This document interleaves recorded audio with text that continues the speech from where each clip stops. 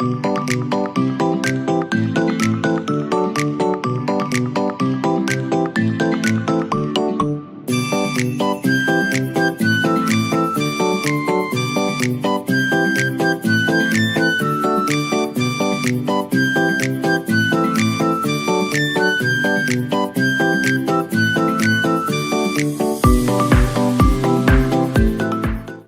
ketemu lagi dengan saya Koko Bahrudin.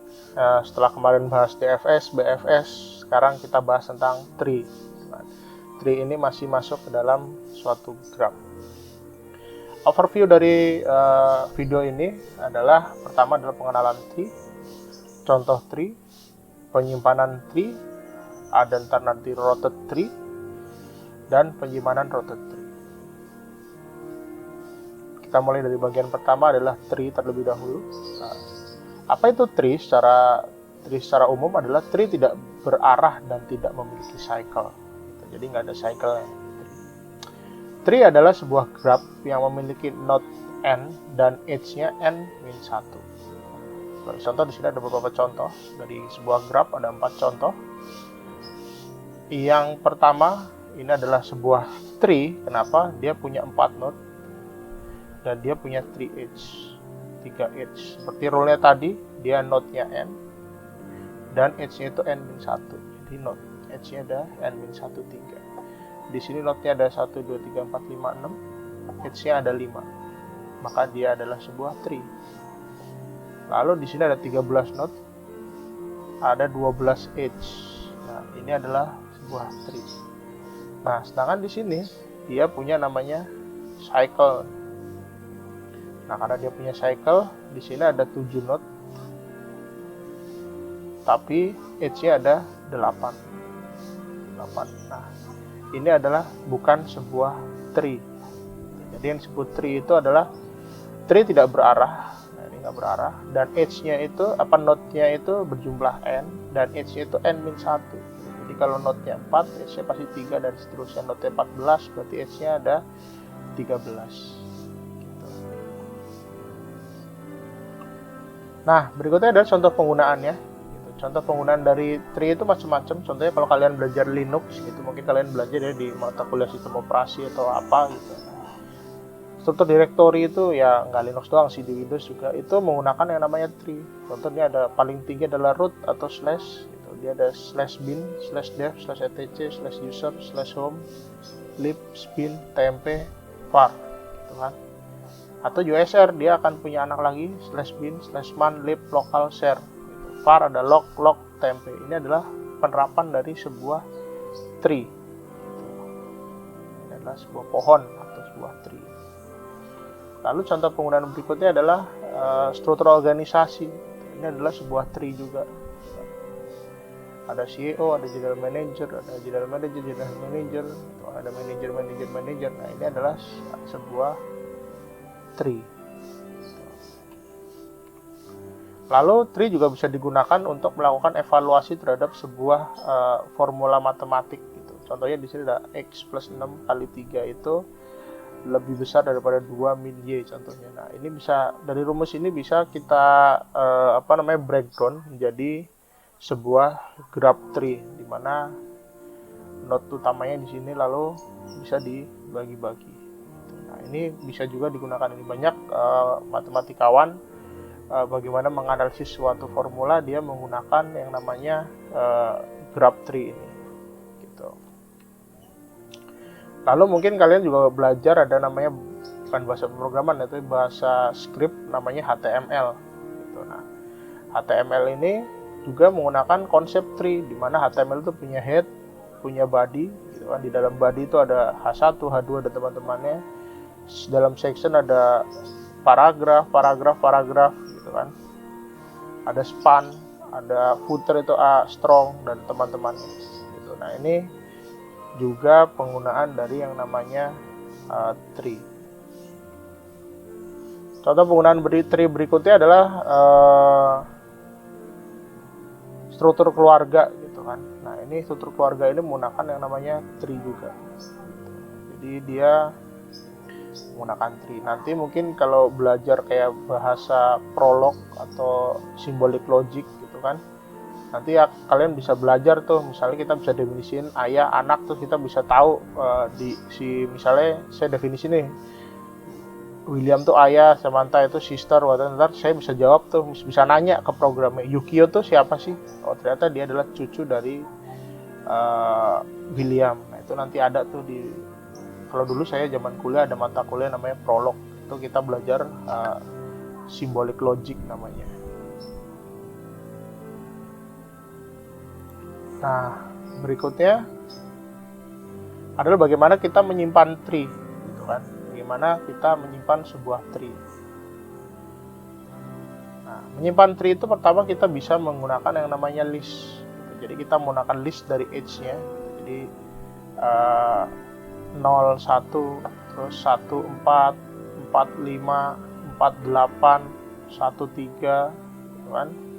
3, 7, 3, 6, gitu kan? 6, 9, dan 2, 3. Ini kita bisa masukin ini. Ini keunggulan adalah dia sangat cepat karena kita udah definisin listnya, gitu kan. Tapi dia tidak efisien karena dia menyimpan keseluruhannya. Gitu. Pencariannya tidak efisien karena pencarian harus cari satu-satu ya. Itu salah satu yang bikin dia tidak efisien. Tapi dengan kecepatan komputer sekarang dan adanya adanya superkomputer seperti DGX A100, itu harusnya tidak masalah menyimpan data berupa list seperti ini.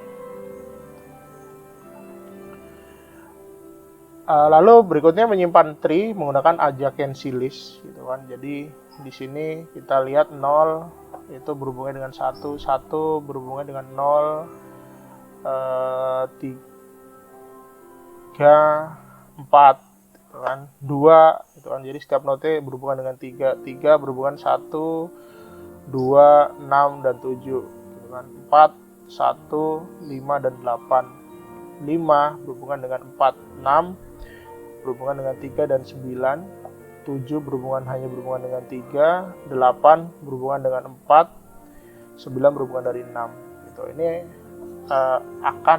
prosesnya akan menjadi lebih cepat karena kita bisa tahu age-nya dari setiap node. Jadi misalnya saya pengen tahu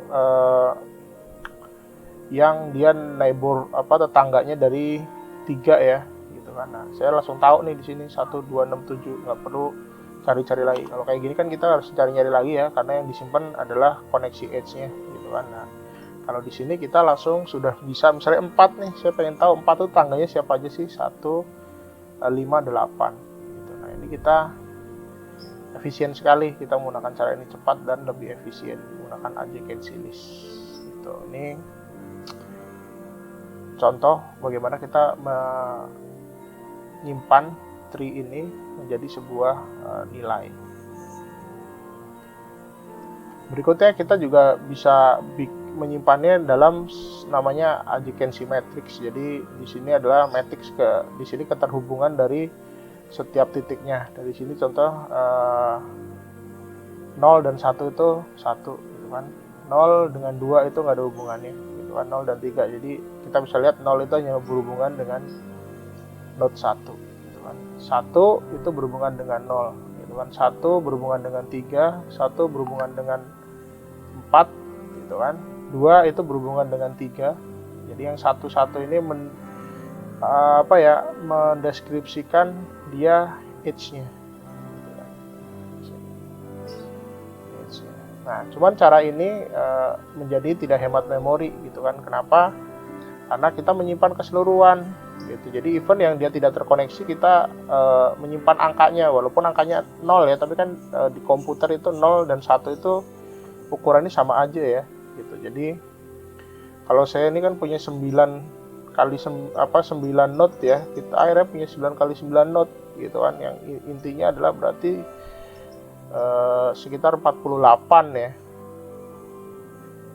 48 ya, kalau matematika saya salah ya maaf gitu kan. Ada 48 nilai yang harus kita simpan gitu, padahal nilai age-nya itu cuma ada 1, 2, 3, 4, 5, 6, 7, 8, 9, 10 dan seterusnya lah gitu, lebih sedikit daripada nilai yang harus disimpan. Padahal ada cuman edge-nya cuma segini nih gitu kan. Nah, ini kan lebih efisien ya gitu kan. 5 dapat 4, 6 dapat. Nah kalau ini kita menyimpan semua nih, disimpan nilainya gitu. Betapa banyaknya yang harus disimpan untuk kita mendefinisikan edge-nya ada berapa. Lalu setelah kita bahas tentang tree secara umum, lalu ada namanya rooted tree. Rooted tree itu ada tree yang memiliki root node gitu. Nah, root node itu ada root utamanya. Jadi kita bisa punya root node di sini macam-macam, bisa di mana aja. Node utamanya bisa di sini. Bisa di sini, bisa di sini. Ini contohnya gini lah. Nah, rooted node ini biasanya kita udah masuk ke arah directed graph ya, graph yang ada arahnya. Nah, salah satu rooted node itu adalah namanya binary tree, yaitu tree yang memiliki 2 node anak gitu. Jadi satu node kalau dia memiliki 2 anak minimal gitu. Nggak harus anaknya kanan kiri, lempeng begini pun ini kan karena ada 2 anak ya. Jadi dia masuk ke binary tree. Ini contohnya begini juga binary tree karena dia satu punya 2 anak, satu punya 2 anak, lalu punya 2 anak, dan ini dia punya 2 anak. Itu masuk ke binary tree. Nah, kalau pagi ini bukan binary tree, kenapa? Yang ini dia 2 anak, nah yang ini sini adalah 3 anak. Jadi ini bukan binary tree. Memang agak sedikit membingungkan ya, karena kok ini yang 2 gini dianggap binary tree, tapi memang rule seperti itu. Ini binary, ini dia binary, ini juga binary. Nah ini bisa disebut sebagai binary tree dan ini tidak. Nah, binary tree ini dikembangkan berikutnya menjadi namanya binary search tree. Binary search tree itu gimana sih? Binary search tree itu adalah jika jumlah node di kiri itu lebih sedikit gitu kan, daripada jumlah node yang di sebelah kanan. Dalam arti sini kita lihat ini adalah binary search tree. Kenapa? Karena di kanannya 0 gitu kan. Nah, di kirinya ada nih gitu kan. Nah, ini juga binary search tree nih. Gitu. Nah, ini juga adalah binary tree karena di sini jumlahnya lebih sedikit daripada yang di sebelah sini.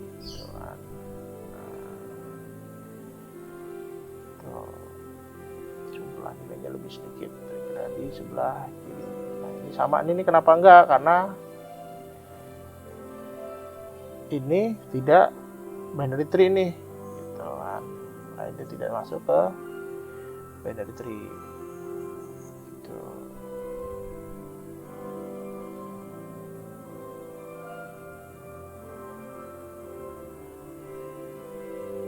Nah ini adalah binary search tree.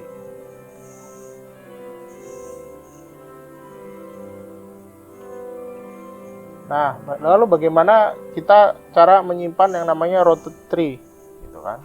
Nah, rooted tree sendiri seperti ini yang tadi digambar, gitu kan. Bagaimana kita menyimpannya? Gitu. Menyimpannya dia menggunakan namanya flatted tree, gitu kan. Flatted tree itu adalah, flatted list harusnya ini. Flatted list, gitu kan, adalah kita menyimpan yang namanya rooted tree ini menjadi sebuah list, gitu kan. List itu ya kita bisa sebut sebagai array lah, atau kalau di Python kan dia punya namanya list ya sendiri ya. Gitu. Nah, di sini kita punya seperti ini tree, gitu kan.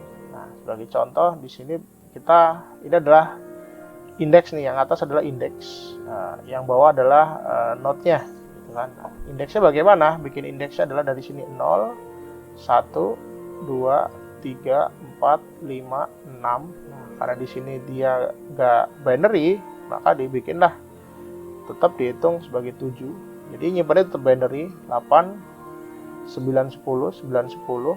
Nah, karena di sini juga nggak binary, gitu kan. Jadi kita masukin 11, 12, 11, 12.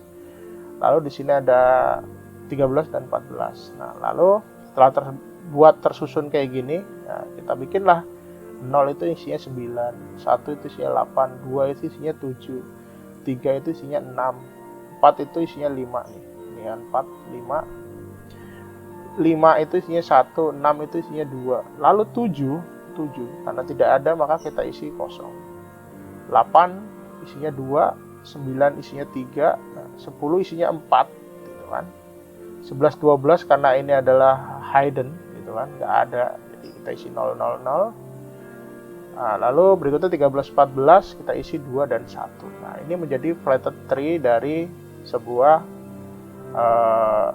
routed tree gitu. Nah, bagaimana cara kita mengetahui, misalnya saya pengen tahu si 5 ini gitu kan, 5 ini itu anaknya siapa sih gitu. Nah, menggunakan rumus inilah gitu kan. 5 itu adalah indeksnya adalah 4 gitu kan. Berarti kalau kita pengen lihat not di sebelah kirinya gitu kan, berarti 4 kali 2 8 tambah 1 adalah 9. Berarti not di kirinya adalah di indeks ke 9, yaitu 3 gitu kan. Nah, kalau di not kanannya 2 kali 4 8 tambah 2 10. Nah, maka dia di 10. Di 10 adalah 4. Berarti si 4, indeks keempat ini, si 5 ini, dia punya anaknya siapa sih? 3 dan 4. Nah, begitulah cara menyimpan tree dan routed tree. Terima kasih untuk perhatiannya. Semoga bisa dipahami. Jika memang kurang bisa dipahami, bisa di back lalu didengarkan lagi. Terima kasih. Ya, setelah tadi kita membahas tentang teori-teori tentang tree, lalu kita akan coba bagaimana penerapannya si tree di bahasa pemrograman Python gitu kan. Nah, ini salah satunya saya udah menemukan codingnya. Nah, kita bisa pakai yang namanya library namanya AnyTree. AnyTree ini library yang udah ada, jadi kita nggak perlu bikin lagi dari awal, kita cukup tinggal import atau from aja gitu. Cara installnya gimana? Tinggal pip install AnyTree gitu kan. Nah, gimana dia jalannya? Seperti ini. Nah, kita definisi root node-nya. Nah, lalu kita definisi nih level child-nya per levelnya. Gitu. Nah, ini contohnya 34, 89, 45, 50 nih. Gitu kan. 45 ini parent-nya adalah level 1 child yaitu 34, 50 itu parent-nya adalah 89. Kita run aja. Lalu kita cetak kayak apa? Kita render. Nah, ini hasil grab tree-nya 10, 34, 45, 10, 89, 50. Ini bagaimana kita bikin tree. Jadi kalau kita menggunakan bahasa Python, semuanya itu menjadi lebih mudah gitu kan. Karena sudah ada library-library yang disediakan, udah dia pernah bikin, lalu dia publish dan kita bisa pakai. Itu salah satu kelebihannya bahasa Python ketimbang bahasa pemrograman lain. Lalu berikutnya kita akan mencoba bagaimana implementasi dari yang namanya binary tree. Di binary tree pun sama, kita tinggal pakai binary namanya library namanya binary tree. Gitu. Tinggal pip install binary tree. Gitu. Nah, itu tinggal kita masukin aja. Nah, lalu kita definisi node-nya pakai flatted list tadi yang kita ajarin di teori. Nah, kalau kita coba aja lah jalanin ya. Gitu, run kita masukin 36 8 21, berarti ini rootnya 3, terus ada 6 8, lalu 2 11 13 kalau nggak salah bentuknya. Kita run juga. Nah, itu kan 3 6 8 2 11 13. Nah, ini di sini nggak ada binary-nya, nggak ada bukan nggak ada binary tapi nggak ada ke kirinya gitu kan, karena di sini none.